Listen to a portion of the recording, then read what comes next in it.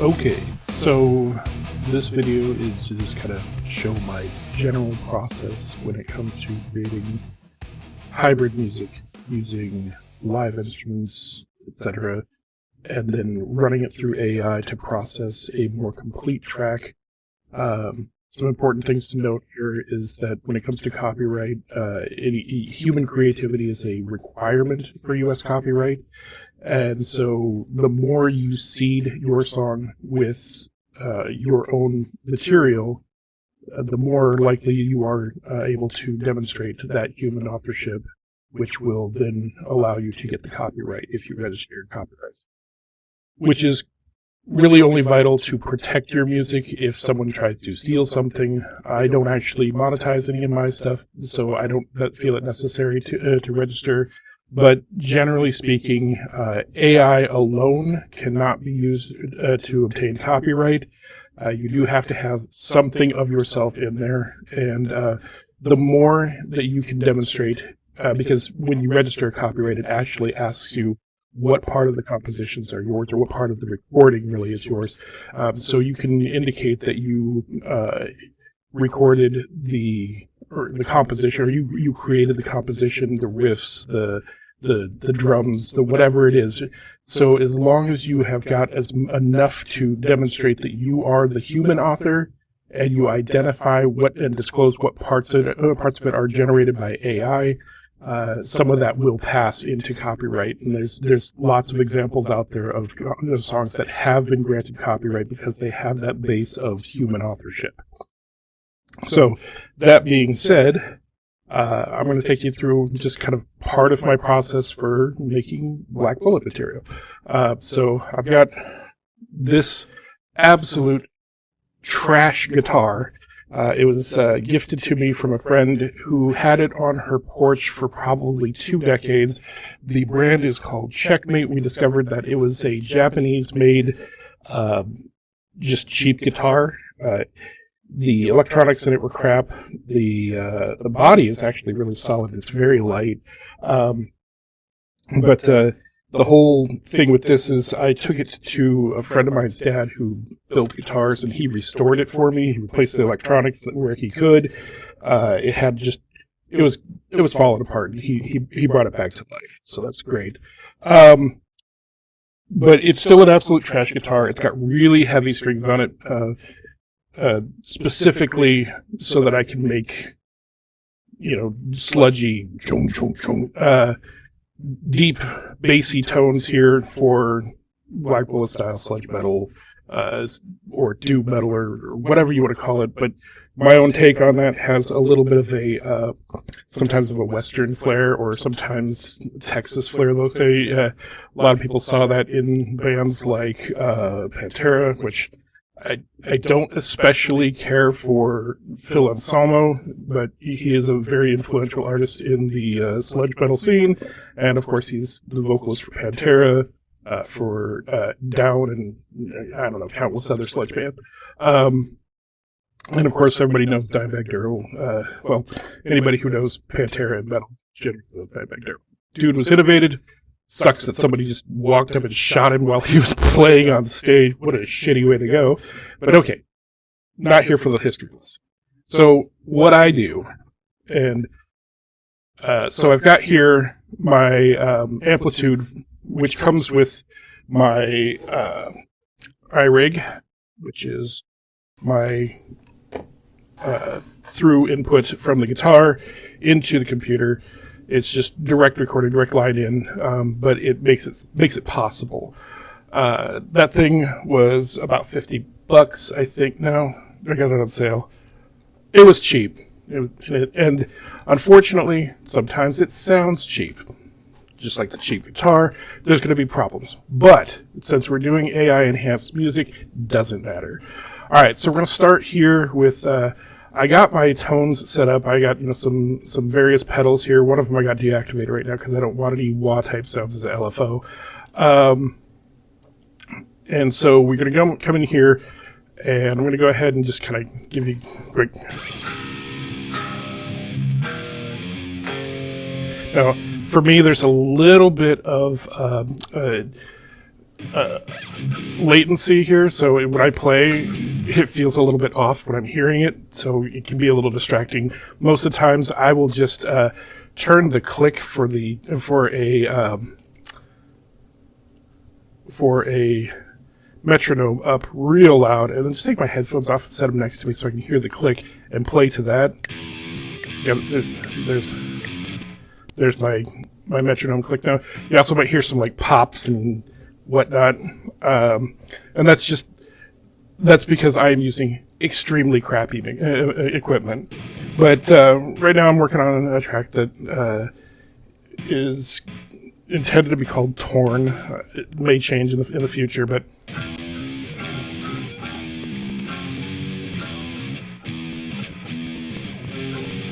so basic stuff, you know. Simple guitar riffs, right? I do get a little bit fancier later into the song. Oh.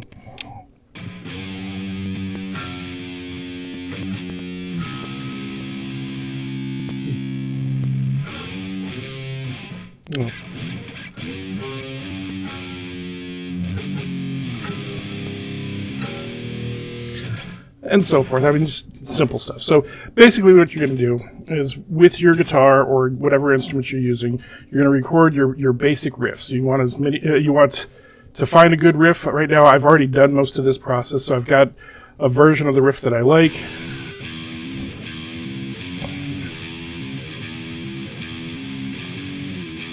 So there's that. Then later,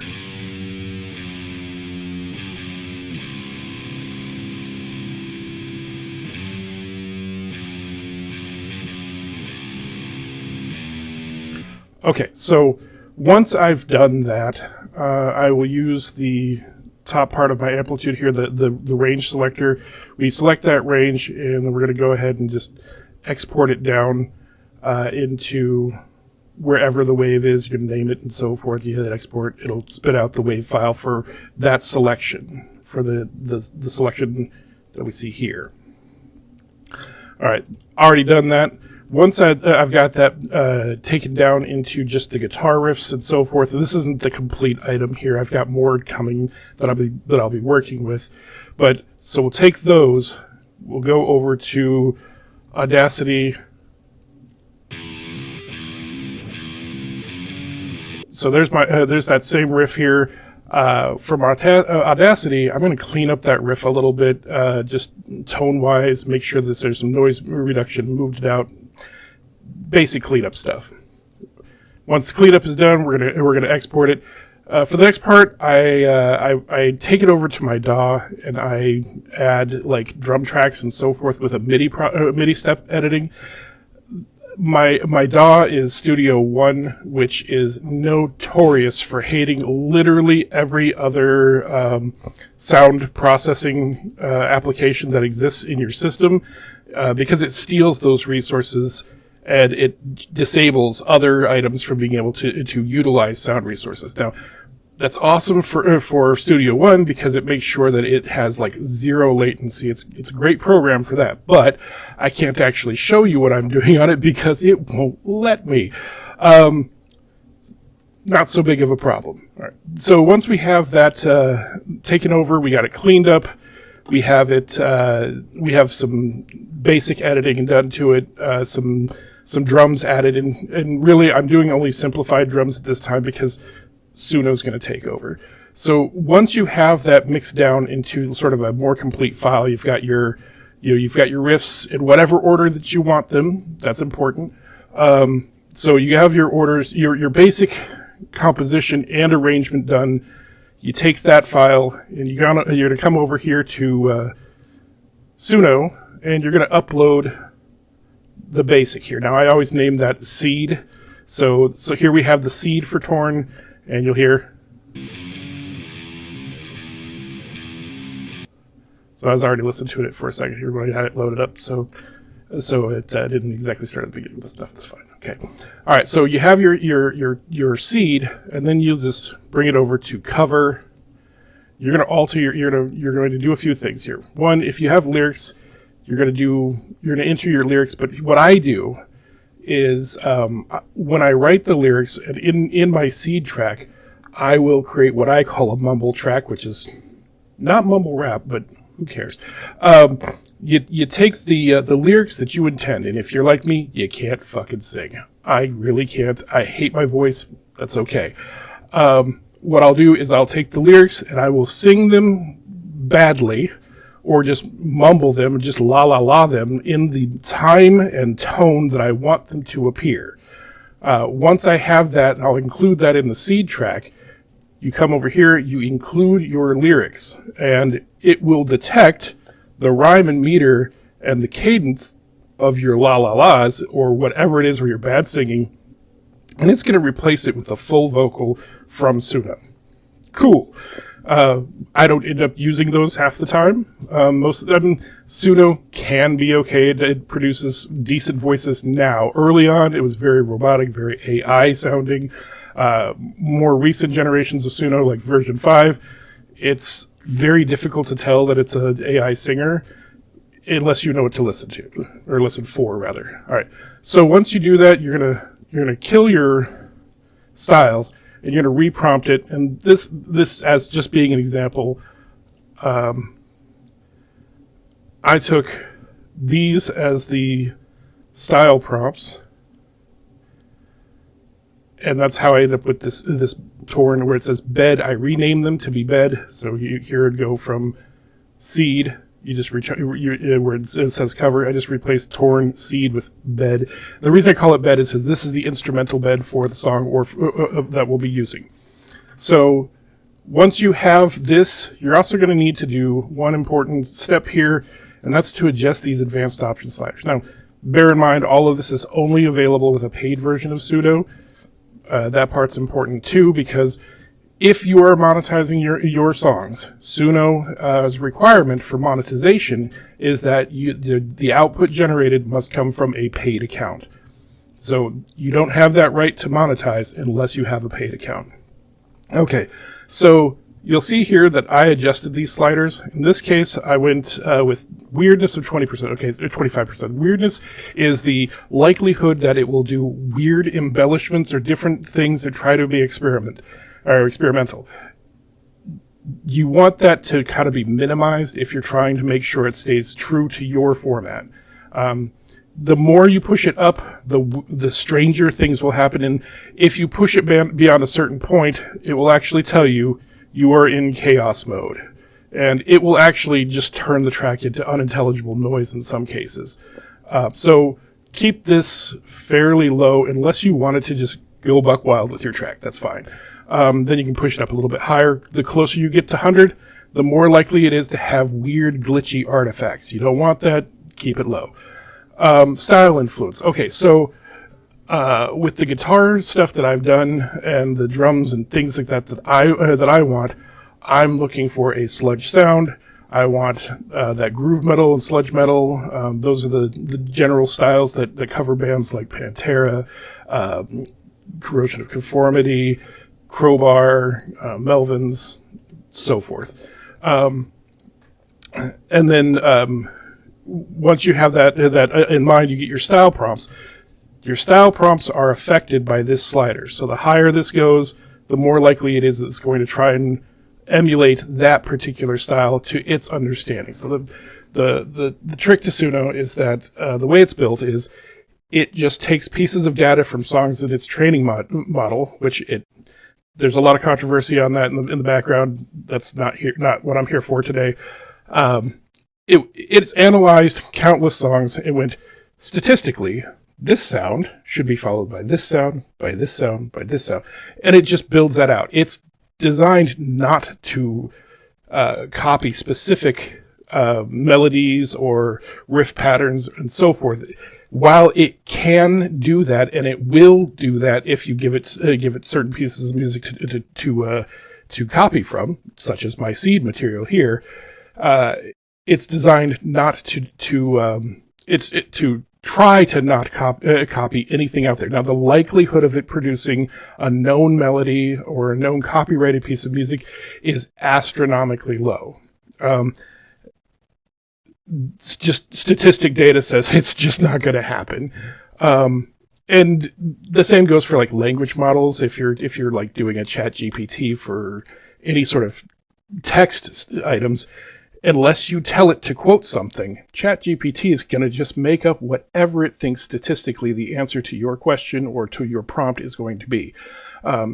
So and even when you tell it to quote something, it will get it wrong inevitably because it doesn't actually hold on to the original material unless you give it the access to go look it up. So that's just some base behind the technology. Okay, so style influence. This says, I've listened to countless sludge metal bands and so forth. I know that the tone should be this, the drums should generally be like this, and so forth. Takes those pieces of information and it uses that to inform how it's going to modify your track. All right, audio influence. This one's the most important. Just crank that up to 100. In my case, this was me just playing around, and it kept the bass anyway, the basic structure and so forth. So I liked what I got.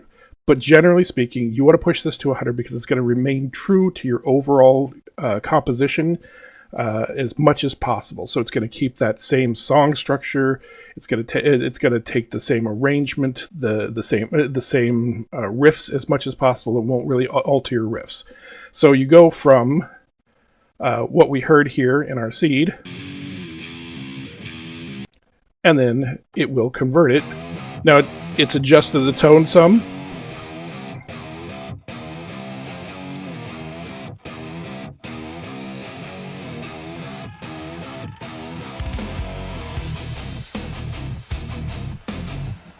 All right, so it's adjusted the tone some. It's done some other things to it, just to make it what it is. And of course, it's using my material to inform how it did that. So, and again, the more you add to your seed track, the more informed it is on what to build.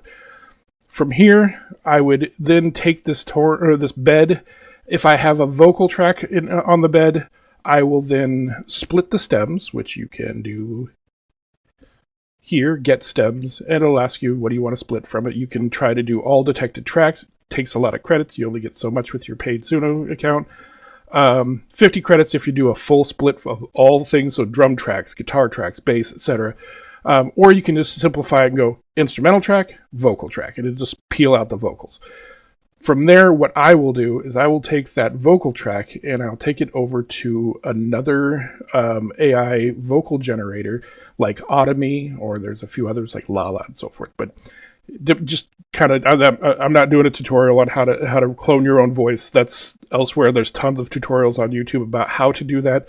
You take your vocal stem, and if you have a vocal clone of yourself, like I do, you will run it through your vocal cloner, and it will take whatever Suno spit out for the vocals, and it will convert it to whatever voice that you want to use. That way you can have a consistent voice for whatever music you're creating. And if it's your own voice cloned, that's a further step to show that the copyright belongs to you because you've used your own vocal fingerprint, so to speak, to inform the lyrics and the vocal performance. You still have to indicate that the vocal is a digital clone of your own voice. That's important if you're registering copyright, because they want to know these things. And things that people don't realize about copyright is when you register a copyright, if they determine later that something was not disclosed properly, they will actually rescind the copyright, and so your protection will be negated, and you won't actually have a registered copyright for that material anymore. So some things to consider here is when it comes to copyright, the moment you write something and it's recorded, it's actually yours. It's technically protected, but for the legal protections, like the ability to go after someone for stealing your work, you got to have a register. It's just easier to demonstrate once you have the registered copyright. If you still recorded it before that, technically you're protected, but it's much harder to demonstrate, and it's a lot harder to fight someone stealing your work. All right. So anyways, once you've got your vocal stem convert it to your own. You take it back to your DAW, mix everything back together, and then you have a completed track. So that's the basics of how I make Black Bullet music, and that is basically my entire simplified process. So to keep this video from being, I don't know, 15 hours long, I've just given you the basics here of what I'm doing. Have fun out there.